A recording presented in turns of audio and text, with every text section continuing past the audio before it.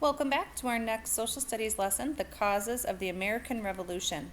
We last left off with the end of the French and Indian War, and where Britain, England, gained control of a great deal of land in North America. The question was, who was going to pay for this very expensive war?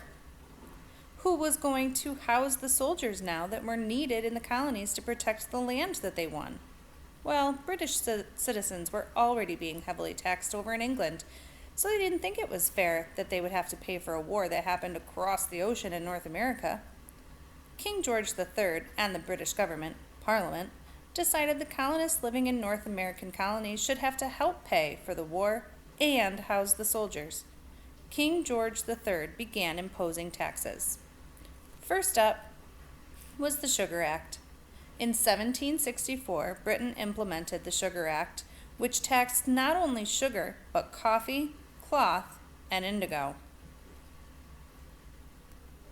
Next came the Stamp Act in 1765. This act taxed anything that was printed on paper. To buy an item printed on paper, colonists had to pay for a tax stamp. Thus, the term "no taxation without representation" began. The colonists in North America were very unhappy with these new taxes. They felt they should have a say in which tax laws should be passed, and they felt nobody represented them in the British government. Patrick Henry, a member of the House of Burgesses, made an angry speech against the Stamp Act. He felt as though Britain was using its power in an unfair way, and many American colonists heard the speech and agreed with him. No taxation without representation. Then came the Sons of Liberty. This was a group formed across many colonies. Liberty means to be free of control by another country. Samuel Adams led the Sons of Liberty in Boston and led protests against the Stamp Act. The protests and the boycotts worked. Parliament repealed, which means canceled, the Stamp Act in 1766. But then came more taxes. In 1767, Parliament passed the Townshend Acts. These acts taxed tea, glass, lead, paints, and papers that the colonies imported. The colonies were once again angry about the new taxes and threatened to fight back. The British government sent soldiers to live in Boston to help protect the British tax officials that were in charge of collecting the taxes. The colonists boycotted, refused to buy, the British goods and made their own. As a result of the boycotts, British merchants lost money, so Parliament removed the taxes on glass, lead, paints, and paper, but the tax on tea remained.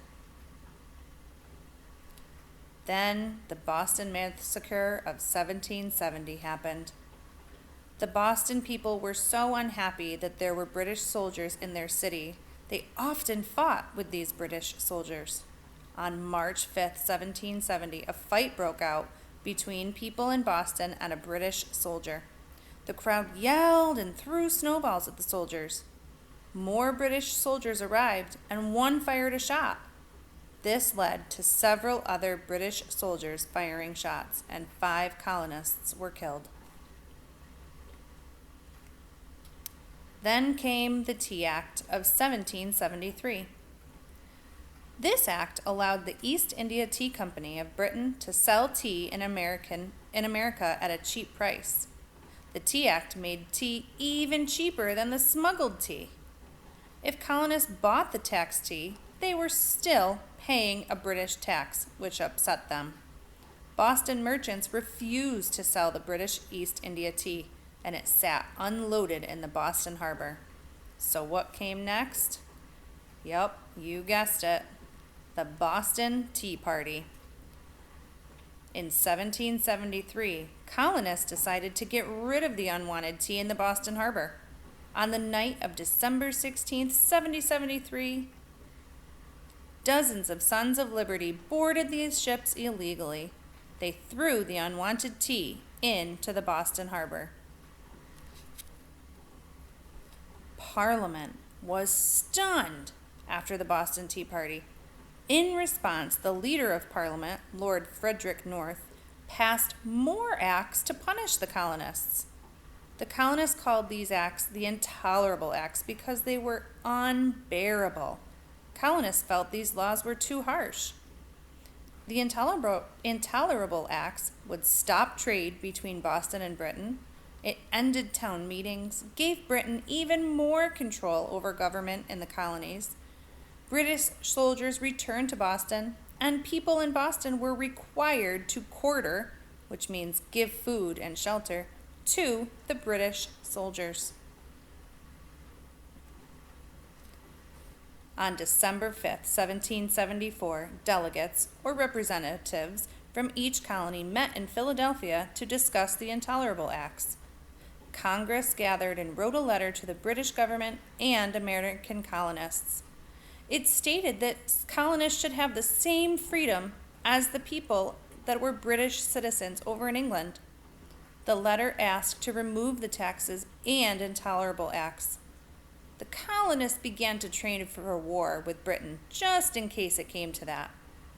King George III responded by sending more troops to Boston.